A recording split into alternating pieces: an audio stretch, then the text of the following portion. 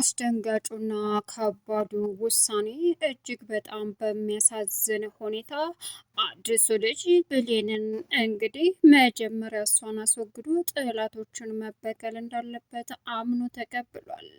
ሰተት ብሎ በመግባትም በሚያሳዝን ሁኔታ ከብሌን ላይ ስለት በመደቀንም ላይ ሳለ ሳሚ እንደምንም ብሎ ብሌንን መጠበቅ እንዳለበት ራሱን ስላሳመነ በሚገርም ሁኔታ እንግዲህ ሆን ብሎ የተከታተለም እንግዲህ በሚያሳዝን ድርጊት ከእጆ ላይ ሽጉጥ በመደቀንም ከብሌን ካራክ በማለትም እንዳይሆን አደረገው።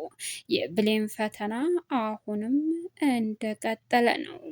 ብሌን ባልጠበቀችውና ባላሰበችው ሰዓት ተው እባክህ ይሄን ልጅ ምንም አታድርገው እያለችው ነበር። እናም አሁን ላይ ክችን ባለችበት እየተከታተለ ጆ ሆን ብሎ አቅዶና አስቦም ያደረገው ነገር እጅግ በጣም ልብ የሚሰብር ነው።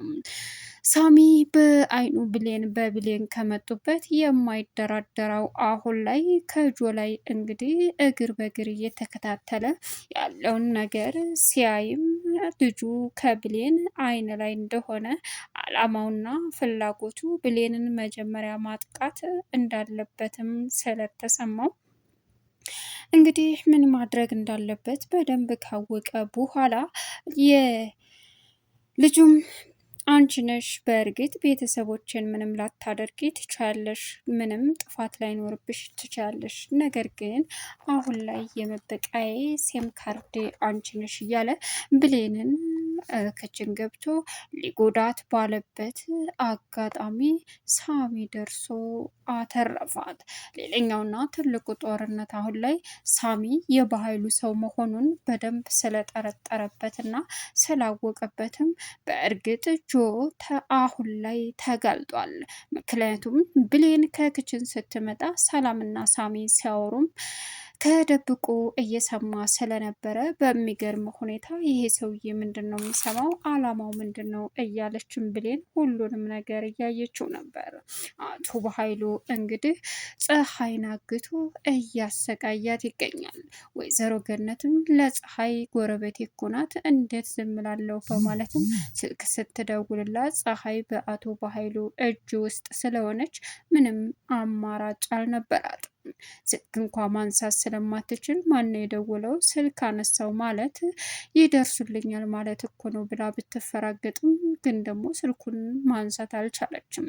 ስለታገተች ምንም አይነት ርህራሄ በሌለበት ስለሆነ እጅግ በጣም በሚያሳዝን ሁኔታ ፈተናዋ በዝቶ ይገኛል። ሰላም ውድና የተከበራችሁ የስኬት ሚዲያ ቤተሰቦች እንዴት ናችሁልኝ? ሰላማችሁ ይብዛልኝ። ለዚህ ቻናል አዲስ የሆናችሁ ሰብስክራይብ እያደረጋችሁ ቪዲዮውን እስከ መጨረሻው ተከታተሉ። በጉጉት ስንጠብቀው የነበረው አደራ ቀጣይ ፓርት ዘመተናል። አዲሱ ልጅ እንግዲህ ብሌንን መጀመሪያ ማስወገድ እንዳለበት ተማምኖ ቆርጦ ተነስቷል። ከዛ በኋላ በእሷ ሀዘን ሲሰቃዩ የሚወዷት ሰዎች ማየት እንደሚፈልግ እንደሚያስደስተውም ግልጽ አድርጎ ተናግሯል።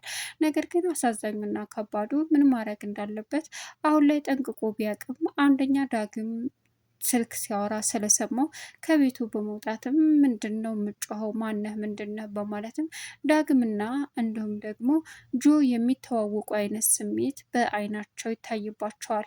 በዚህን ሰዓት ማነህ? ምንድነህ? በማለትም ዳግም ሲጠይቀው የሰላም የወንድሟ ልጅ ነኝ በማለትም መለሰ። ዳግምም ምን አስቦ ነው? የሆነ ነገር አለ በማለትም ማቃር ጀመረ። ብሌን ይህ ሰውዬ አመጣጡም ሆነ አካሄዱ ምንም ደስ አላለኝም። በቃ ግን ደግሞ እና አክስቱ ቤት ነው የመጣሁ እንደዛ ማድረግ አልነበረብኝም። ትጁን እኮ ቀርጥፌው ነበር፣ ደግሞ ክብር መስጠት ነበረብኝ።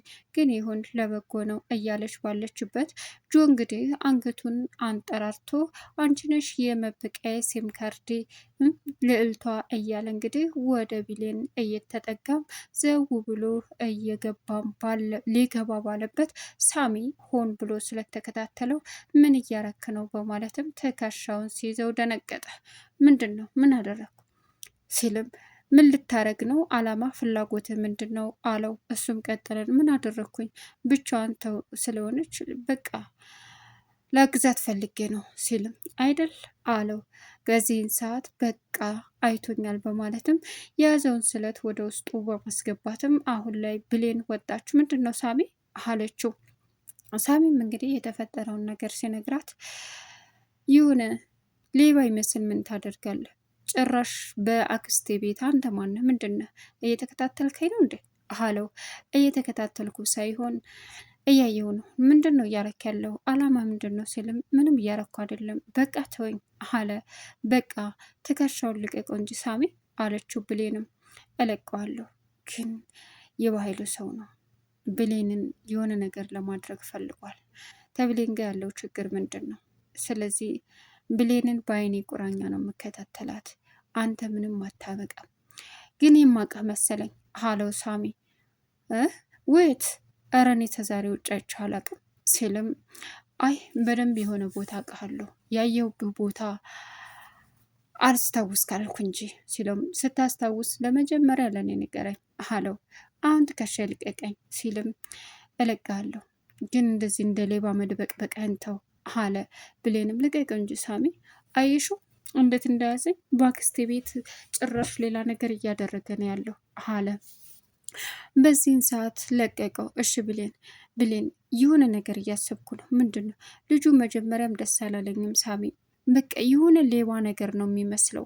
በዛ ላይ በጣም የሚያስፈራራ ልጅ ነው፣ ግን ደግሞ ምንም ማድረግ አንችልም። ስለዚህ በሰው ቤት በአክስቱ ቤት ምንም ልናደርገው አንችልም አለችው። አይ ሌባ ከሆነ አንቺም እንደኔ የሆነ ነገር ጠርጥረሻል ማለት ነው። ስለዚህ የበኃይሉ ሰው ሊሆን ይችላል፣ መጠንቀቅ አለብሽ ሁላችንም አላት። ልክ ነው ሊሆን ይችላል፣ ግን ደግሞ በጣም ከባድ ነው። ምን ማድረግ እንችላለን አለችው። ብሌን አለት ወዬ አለችው። በቃ እሺ ሂድ፣ በቃ ክችን ሂድ፣ ተክችን ውጣ፣ በማረፍ አለብህ፣ አሞሃል፣ በዛ ላይ እረፍት ያስፈልግሃል አለችው። እሱም እሺ ዳግም ሳሚ ወዬ እኔ ዳግምን መርሳት አልችልም። ማለቴ በቃ ዳግምና እኔ ተጣልተናል እንደምታውቀው፣ እና አልታረቃችሁም። ደግሞ መታረቃችን አይቀርም። በእኔ ምክንያት እንድትጎዳ አልፈልግም አለችው። አንቺ ብሌን አንቺ መቼም አትጎጂኝም። እንዴት ነው ማጎዳ? እኔ እኮ ራስ ወዳድ ነኝ አለችው። ብሌን እንደሱ አትበይ፣ አንቺ ራስ ወዳድ አይደለሽም። በጣም ጥሩና መልካም ሴት ነሽ። እኔ ደግሞ አንቺን በማየቴ እደሰታለሁ፣ እድለኛ ነኝ፣ እባክሽን ሲላትም እንዴት ነው የምትደሰተው? እኔ ዳግምን ልጠላ አልቻልኩም። ግን ታዳግም ጋር መታረቅ ትፈልጊያለሽ ማለት ነው? ስላናደደሽ ብቻ ነው? አይቀርም፣ በዚህ ሰዓት እንድትጎዳ እኮ ስለማልፈልግ ነው ስትለውም እሱም አልጎዳም፣ አንቺን ማየቴ ለእኔ በቂ ነው አላት። እሷም እሺ ብላ ተስማማች። ሳሚ አንተን ደግሞ ማጣት አልፈልግም፣ እንድትሄድ እንድትርቀኝ አልፈልግም አለችው። እኔ የትም አልርቅም፣ እዚሁ ቁጭ ብዬ አንቺን መጠበቅ ነው ስራዬ አላት። አመሰግናለሁ እሺ አለች። ዳግም እንግዲህ የበፊቱን የብሌንን እና የእሱን እያስታወሰ በጸጸት እየተቃጠለ ይገኛል። እንዲሁም ደግሞ ምን ማድረግ አለብኝ ምን ልሆን እያለም ይገኛል። እንዴት እንደሆነ ምን ለመፍጠር እንኳ ግራ ገብቶት፣ ወይኔ አበባዬን በገዛ እጄ ቀጠፍኳት፣ እኔ እኮ ማረባ ሰው ነኝ፣ እኔ ምን ላድርግ፣ በጣም አሳፍራለሁ አይደል፣ በገዛ እጄ አጣኋት እያለ እንግዲህ በማልቀስም በማዘንም ላይ ይገኛል። በዚህን ሰዓት ከዚህ ቀደም ያሳለፉትን ደስ የሚል ላይፍ እያስታወሰ ቃል እንግዲህ ገነት በደንብ አድርጋ ስራ ስላሰራቻት ድፍት ብላ ተኛች። በዚህን ሰዓት ወይኔ ጉዴ ጎዳኋት እንዴ ጎድቻታለሁ፣ በቃ የቀጣኋትና ያስተካከልኳት መስሎኝ ይበልጥ እየጎዳኋት ነው። ፈጣሪ ሆይ የኔ ምስኪን እንደዚህ ድፍት ብላ ስትተኛ እኮ ታሳዝናለች።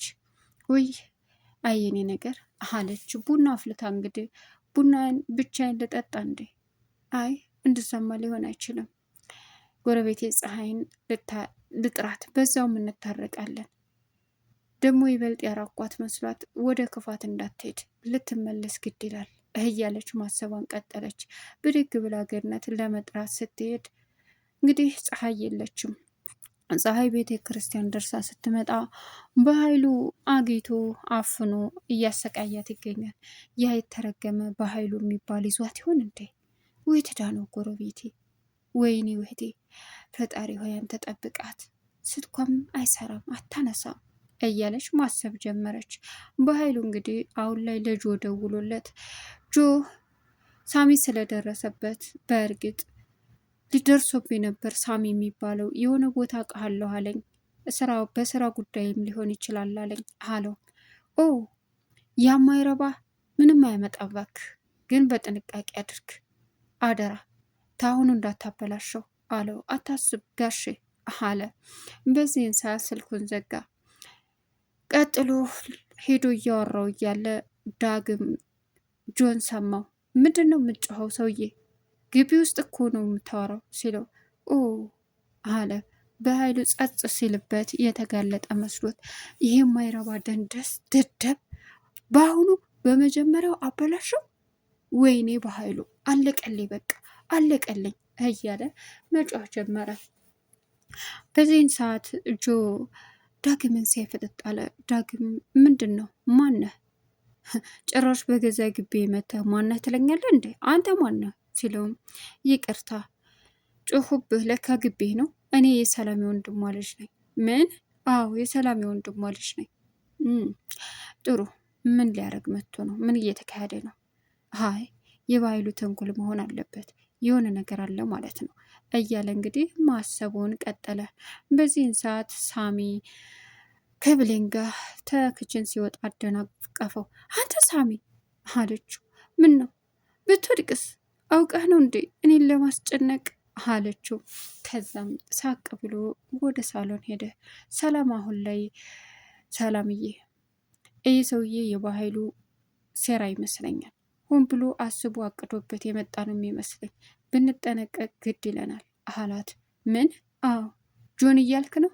አዎ ሳስበው ልጁ የሆነ ነገር ያስበውና ያቀደው ነገር አለ። በኃይሉ ደግሞ ለአንቺ እህቴ ናት ብሎ እንደማይራራልሽ ታውቂያለሽ። ምንም ቢሆን ምንም ወደኋላ እንደማይል ታውቂያለሽ አላት። የምርህን ነው? አዎ መጠርጠሩ አይከፋም ብዬ ነው። ምን? አዎ በፍጹም አየህ በኃይሉን አንቺ አታውቂውም ሲላትም አዎ አንተም የማታውቀው የባህሉ ድብቅ ትልቅ ምስጢሮች አሉ አለችው። ቢሆንም ሰላም ይሄ ልጅ ምንም ደስ አላለኝም። ሆን ብሎ አቅዶ የመጣ ሰው ነው። ስለዚህ ልንጠነቀቀ ይገባል። በፍጹም በኃይሉ የወለደው ልጅ ነው። እዚህ ድረስ እንዴት ብሎ አልቅሶ እንደመጣ እያለች እንግዲህ መናገር ጀመረች። ልጁም ይህ ሰውዬ ለምንድን ነው የማይፋታኝ? እየነገራት ነው እንዴ? እሷ እንደዛ የወንድሜ ልጅ ብላ አምና ተቀብላ አሁን እያመነችው ነው አለ። ቢለን ያየችው ቻናሉ